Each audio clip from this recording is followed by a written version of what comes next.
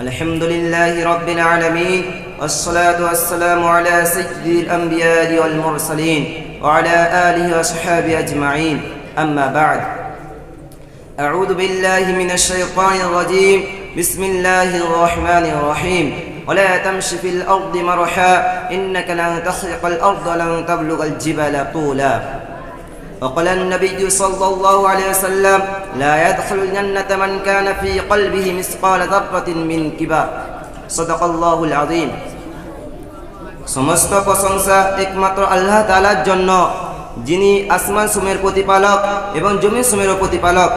আসমানে জমিনে সর্বপ্রকার শ্রেষ্ঠত্ব তারই জন্য বিরাজমান, তিনি মহাপরাক্রান্ত এবং পরাক্রমময়।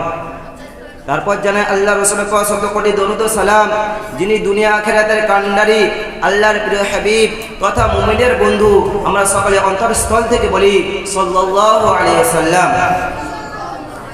প্রিয় বন্ধুগণ, আজ আমি আপনাদের সম্মুখে দণ্ডায়মান হয়েছি অহংকার বিষয়ে কিছু বলে আশা নিয়ে। আপনারা দোয়া করুন আল্লাহ পাক যেন কোরআন হাদিস থেকে কিছু বলে নেয়। আল্লাহ তাআলা অহংকার বিষয়ে মানুষকে উদ্দেশ্য করে বলে ওয়ালা তামশি ফিল আরদি মারহা, অর্থাৎ পৃথিবীতে ধম্ম বলে চলাফেরা করো না। ইন্নাকা লা তাখরিকাল আরদ, নিশ্চয় তোমরা ভূপৃষ্ঠকে কখনো বিদীর্ণ করতে পারবে না। আলা তাবলুগাল জিবালা, তোমরা নিশ্চয় তোমরা ভূপৃষ্ঠকে কখনো তোমরা নিশ্চয় ওয়ালা তামশি ফিল আরদি মারহা, অর্থাৎ মানুষের ওয়ালা তামশি ফিল আরদি মারহা, অর্থাৎ তোমরা পৃথিবীতে ধর্ম বলে পথ চালনা করো না। ইন্নাকা লা তাখরিকাল আরদ ওয়া লান তাবলুগাল জিবালা তুলা, এবং উচ্চতায় কখনো পর্বত প্রমাণ হতে পারবে না। বন্ধুগণ, আমরা একটু চিন্তা করে দেখি আমরা কি পদার্থ দিয়ে তৈরি, তাহলে সমস্ত ধর্ম অহংকার মাটির সাথে মিশে একাকার হয়ে যাবে। তাই আল্লাহ পাক পরিষ্কার জানিয়ে দিয়েছেন হাল আতা আলাল ইনসানি হিনুম মিনাদ দাহরি লাম ইয়াকুন শাইআন মাযকুরা, অর্থাৎ মানুষের উপর এমন কিছু সময় অতিবাহিত হয়েছে যখন সে উল্লেখযোগ্য কিছুই ছিল না। আল্লাহ বলছে ইন্না খালাকাল ইনসানা মিন নুতফাতিন আমশাজ, আমি মানুষকে সৃষ্টি করেছি মিশ্র শুক্রবিন্দু থেকে। বন্ধুগণ, আমরা এমন অপবিত্র পানি দ্বারা সৃষ্টি, যে পানি শরীর থেকে নির্গত হলে গোসল করা ফরজ হয়ে যায়। ইহা সত্য যদি আমরা অহংকার করি তাহলে এটা আমাদের মূর্খতা ছাড়া আর কিছু নয়। আল্লাহ তাআলা আরো বলেন ইন্নাহু লা ইউহিব্বুল মুস্তাকবিরিন, অর্থাৎ তিনি অহংকারীদেরকে পছন্দ করে না।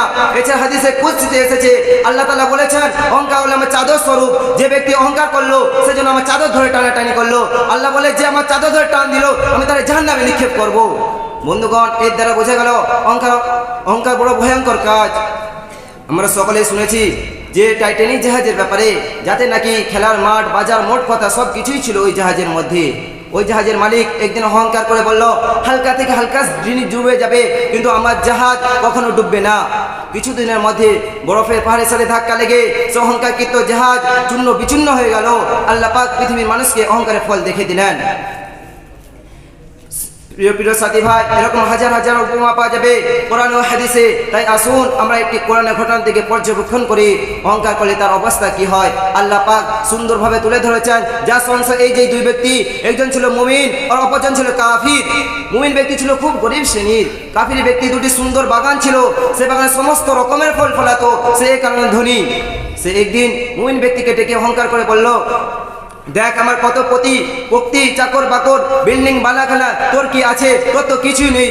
তখন মুমিন ব্যক্তি বলল এরম ভাই এরম করিস না, অহংকার করিস না, শরীক করিস না। তখন কাফির ব্যক্তি বলল ওসব আমি জানি না, সব আমি করেছি আর আমি ভাবি না যে আমার বাগান কোনোদিন শেষ হবে। তখন মুমিন ব্যক্তি বলল এরম করিস না, আল্লাহ যদি চায় তোর বাগান রাতারাতির মধ্যে শেষ হয়ে যেতে পারে। আর হলো তাই, সে রাতে আল্লাহ তাআলা এমন আযাব পাঠালেন, সোনা সোহাগা বাগান জালে পুরে ছাই করে দিলেন। তখন সে বলতে লাগলো ইয়া লাইতানি লাম উশরিক বিরাব্বি আহাদা, হায় আমি যদি আমার পালনকর্তার সাথে শরীক না করতাম, যদি অহংকার না করতাম। হাদিস শরীফের মধ্যে রাসূলুল্লাহ সাল্লাল্লাহু আলাইহি সাল্লাম এমন বলেছেন যে ব্যক্তি নিজেকে ছোট ভাবে সে আল্লাহর কাছে বড় হয় এবং মানুষের কাছে প্রিয়। পক্ষান্তরে যে ব্যক্তি নিজেকে বড় ভাবে আল্লাহর নজর থেকে পড়ে যায় এবং লোকের কাছে লজ্জিত বঞ্চিত পদদলিত হতে থাকে।